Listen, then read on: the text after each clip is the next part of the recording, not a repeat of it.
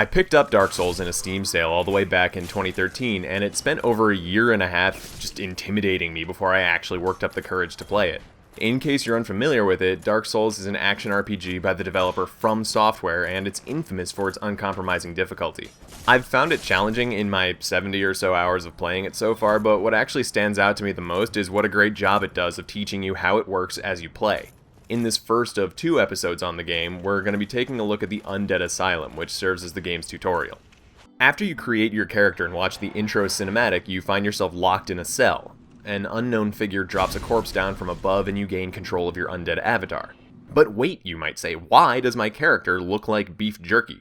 From Software does something really cool here. Instead of telling you about your human and hollow forms, they show you the human form during character creation, then start you off hollowed, leaving it to you to figure out the differences between the two. It's also your introduction to the game's signature ambiguity, making it clear from the start that Dark Souls won't hesitate to provide only partial information. It's a game that teaches you the absolute core mechanics and leaves it to you to figure out the rest on your own. You're seeing gameplay footage right now, but you have to keep in mind that everything I just described occurs before you've even started playing, and none of it is spelled out for you. Moments like this are why I'm always harping on about showing rather than telling in these videos.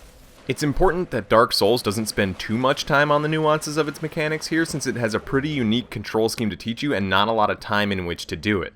To accomplish this, it takes what might be my favorite approach to teaching the controls that I've seen yet in a modern 3D game. Some games, especially old-school 2D platformers like Mario and Mega Man, had fairly simple control schemes that you could learn pretty easily through experimentation and paying attention to in-game signposting. For a great example of what I mean, check out the Mega Man episode of Egoraptor's Sequelitis series, which I've linked down in the description. Many modern 3D games, in contrast, often have complex controls that can be far less obvious even to a longtime gamer like myself. Rather than throw you in at the deep end or expect you to rely on something like one of these, Dark Souls teaches you its controls bit by bit so you can take your time. As you navigate the asylum, you're taught what each individual button does and given a chance to practice it, starting with the corpse in the center of your cell. It holds the key to the cell, and when you walk forward, you're shown a button prompt that teaches you, through experience, how to loot corpses and interact with your environment.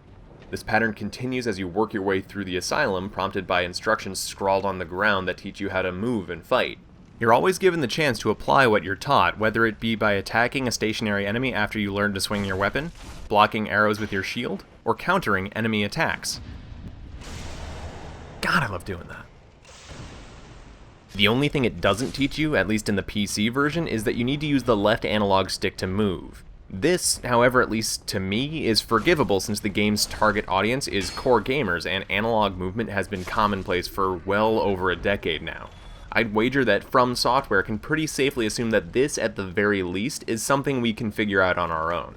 This form of tutorial is really important for how much trust it places in your intelligence as a player. It tells you each thing once, gives you a chance to apply it, and then never makes you see it again if you don't want to. The game trusts you to be able to understand these basics as what they are. Basics, which you can understand at a functional level very quickly. But plenty of other games have tutorials that do this. Hell, Halo did it all the way back in 2001, and it certainly wasn't the first, so it's fair to ask what makes Dark Souls special. We're going to start with the vehicle for these lessons. The notes, scrawled on the ground, serve as an introduction to the game's primary multiplayer mechanic. All the notes in the Undead Asylum were placed by From Software's developers, but once you leave, you'll start to find them placed by other players, often as hints or warnings of what's ahead. This is even cooler once you realize that the messages in the asylum train you to trust them implicitly, which turns out to be a pretty fiendish trick since not every note left by another player is well-meaning. I love that From Software doesn't feel the need to warn you about this, again simply trusting you to figure it out on your own through experience. Next, let's explore the idea of necessity. The notes are integral to learning the controls since the environment alone can't teach you which button does what. The same goes for your first encounter with the Asylum Demon, since without the hint you wouldn't likely realize that escape is an option and look for the exit. I'd even argue that the note explaining the connection between bonfires and enemies is required. Using a bonfire heals you and lets you respawn there if you die, but also revives any enemies that aren't bosses or mini-bosses, so the note makes certain that you understand the potential downsides of using a bonfire. Some environmental mechanics, however, namely the fog walls, the shortcut, and the iron ball trap, don't use these notes, and it's important to consider why this is the case. Just by interacting with the fog wall, you can figure out that it blocks your path and forces you to walk into the unknown, so a message explaining it would be redundant. Even more impressive to me is the shortcut. By its nature, it's off your main path, but because the landing after the fog wall overlooks the courtyard you were in before, it seems to me like the game's trying to draw you down to the gate leading back to the courtyard. How cool is that? From Software knows exactly where they want you to go, but rather than use a tutorial message, they just let the environment do the work. Finally, the iron ball trap teaches you to watch out both for traps and destructible scenery. It even does so with little risk of killing you, because the only enemy since the previous bonfire is the undead archer encountered when you get your shield, and whose attacks are intentionally easy to block or avoid. None of these examples use notes to convey what you need to learn because they simply don't need to. From Software knows exactly what is and is not necessary to tell you, and they control the flow of information accordingly. This is kind of important seeing as this is, a tutorial. The final lesson I want to talk about is actually one you can miss, which makes it the most interesting to me.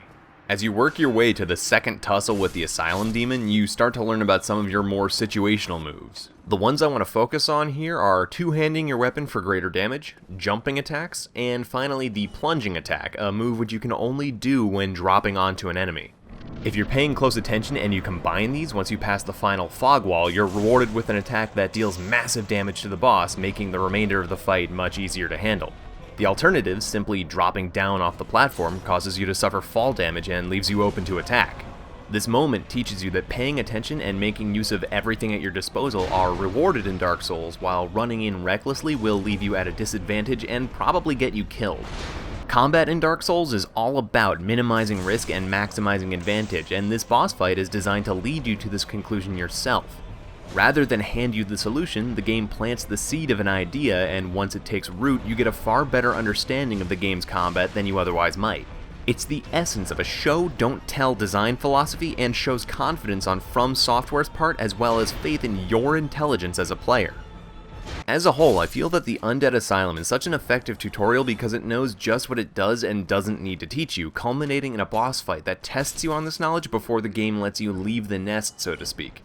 From Software knew that some things just don't need to be taught early on, such as the humanity system or how weapon scaling works, instead focusing only on what you need to know in order to function throughout the whole game. It's brilliant to me because it allows you to form a solid foundation of knowledge on which you can build while still leaving you prepared for the challenges that await you. Since so much is left unsaid, you're left with questions about the game's world and mechanics that seem to me to be intended to engage you and pull you forward through Dark Souls in the hopes of finding answers. Thanks for watching. I'm sure that by now you can tell I'm pretty crazy about the Undead Asylum. Dark Souls is a pretty huge game though, and the introduction isn't the only part of it I feel is worth talking about, so I'm happy to say that we're not done with it yet. I hope you'll join me next time to take a look at another great level in Dark Souls.